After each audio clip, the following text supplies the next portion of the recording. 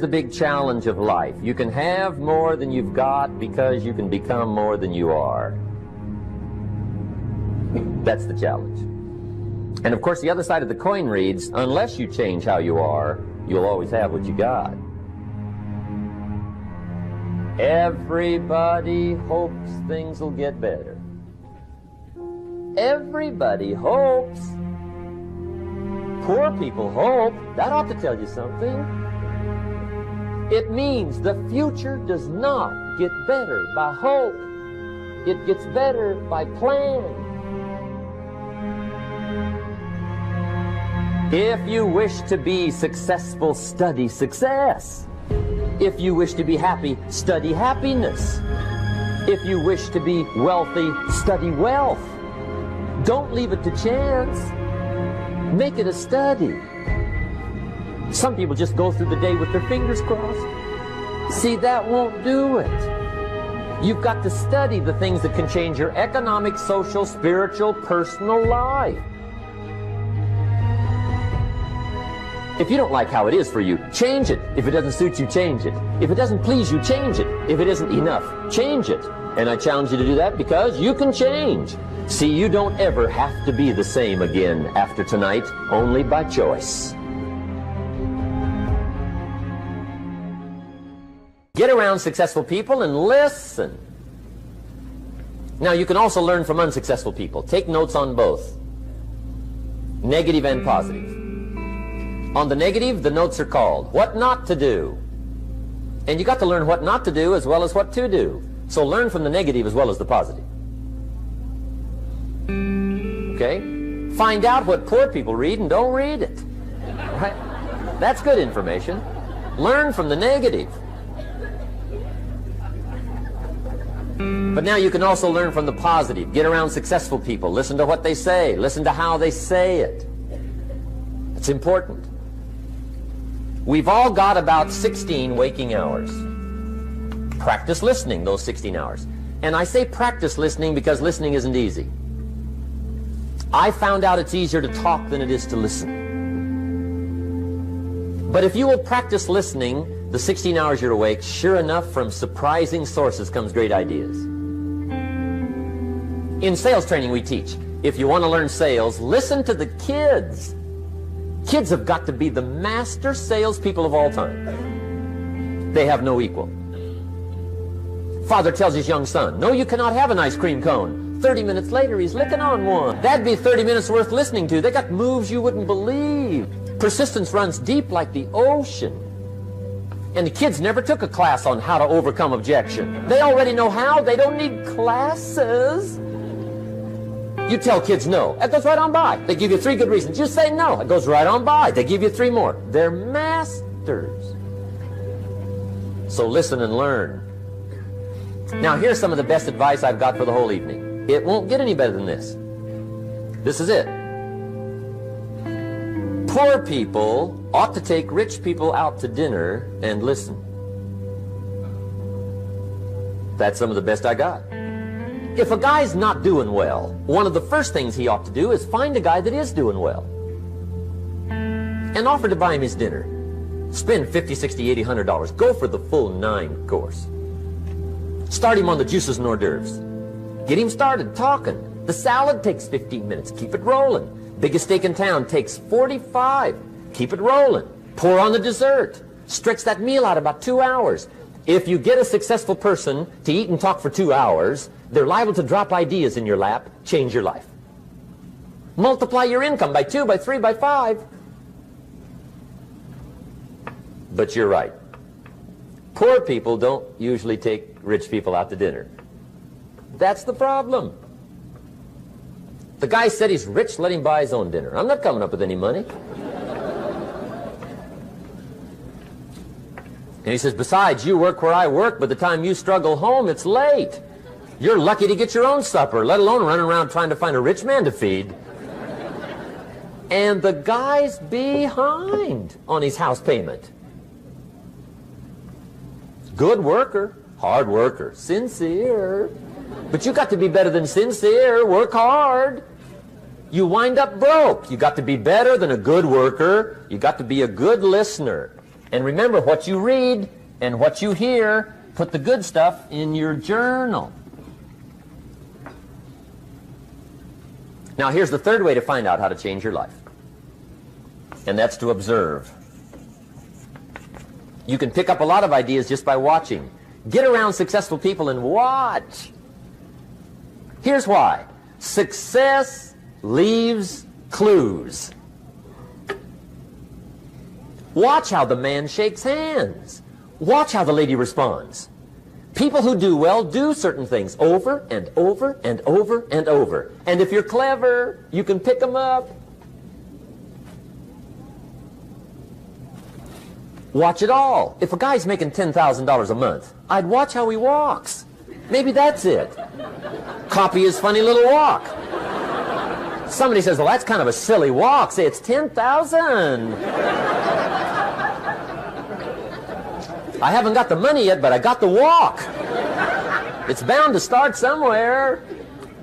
What I ask you tonight is to be unusual and be a good observer of what's going on. You can pick up ideas that can change your life starting tomorrow. Just be a more careful observer. Now remember, there's two ways to see. One is called sight. See with your eyes. The other one is called insight. See with your mind. See with your eyes, you'll see things. See with your mind, you'll see answers. Put your eyes and your mind to work. And the best advice on developing sight and insight is pay attention. Don't miss anything. In the weekend seminar we teach, one of the greatest fatalities to success is preoccupation, lack of concentration. The guy's mind wanders. See, you wind up average. You've got to learn to zero in and concentrate. I read a good article one time, Reader's Digest. The title was, Wherever You Are, Be There. Excellent. Don't miss anything. Now, we've lingered a little bit long on number one here for personal development. Find out how things work, but it's so very important finding out. And I've given you 3 ways to find out. Now, here's the second step to personal development. Okay, number 1 was find out how things work. Here's number 2. Go to work.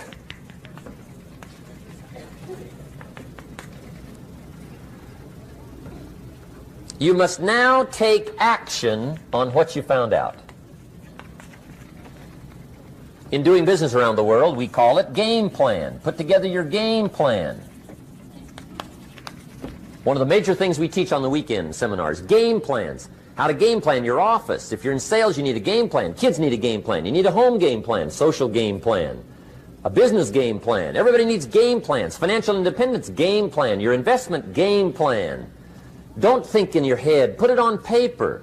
Don't operate out of your mind. Operate from paper. I often ask somebody, what are you going to do the next 6 months? And somebody starts to tell me. I say, no, don't tell me. Show me. Show me your game plan for the next 6 months. Then I can look at things and maybe I can help. But you got to operate from paper. Put it on a game plan. Take action on what you found out. Now here's the best word I know of to go with action. Massive.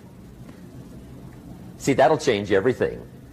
Massive action is called the cure-all. If you're going to make calls, make a few thousand. If you're going to make contacts, make a few thousand. If you're going to knock on doors, knock on a few thousand. See, that'll change everything. Here's the language of the poor. I'll try it a time or two and see what happens. It's the way poor people talk. The guy says, well, I'll give it 30 days. 30 days. You could guess his bank balance. You've got to have a better game plan. So here's one of the major things to do starting tomorrow. Take a look at your game plan. If it isn't loaded with massive action, change it tomorrow.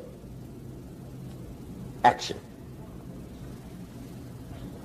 The formula really works like this. Pick up a good idea, take heavy action. Pick up a couple of good ideas, take heavy action. That's the formula for success. Heavy action.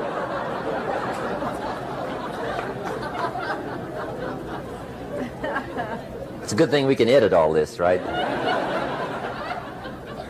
The formula for success: take heavy action on a good idea. Right? That's the ratio. Now here's the key. Don't wait till you've learned 2,000 or 3,000 things. Because that way you'll use up all the time. And you could wind up smart and broke. And hey, it's okay to be dumb and broke. But if a guy's smart and broke, that's pitiful. Don't let your learning lead to knowledge. You'll become a fool.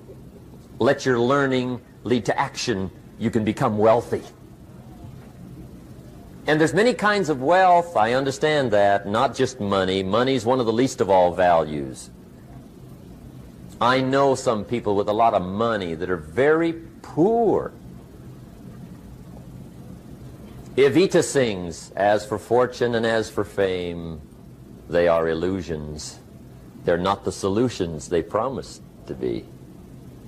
So there's all kinds of wealth, but to get a big share coming your way, you've got to have a heavy action game plan. Now here's the third step to personal development, and we'll wrap up personal development. Step number 3. It's just a little caution, and all through life we need little cautions. This one simply says, don't try to beat the system. Find out how it works, work it, but don't try to beat it.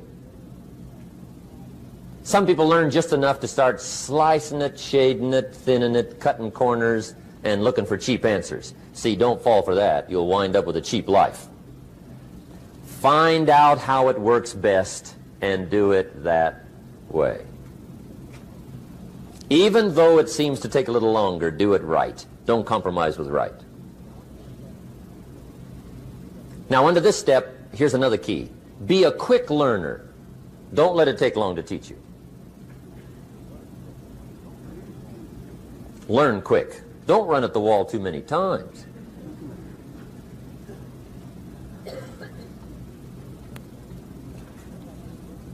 Learn quicker. One guy said he broke his nose 7 times in the same place. Somebody says, looks like you'd stay out of that place. Learn quicker. Now the third point here is don't be stubborn. See, some people won't change even when a better way comes. They say, well, I've been doing it this way 30 years. Hey, be ready for change. If it's a better way, go for it.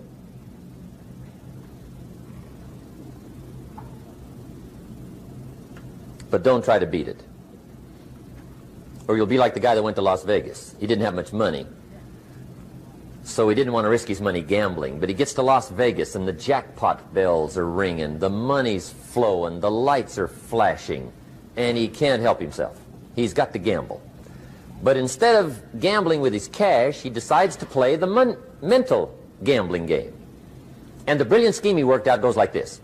He'd pick a number like number 3. Mentally, he would bet a certain amount of money on the number. And whether it won or lost, he would jot down that amount in his little pad.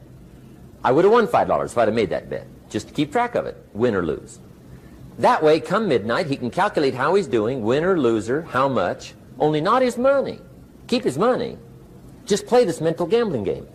So here he is around the gambling table, everybody else shelling out their hard-earned cash. He's got this brilliant scheme. Instead of betting with his money, he's betting with his mind, and he lost his mind.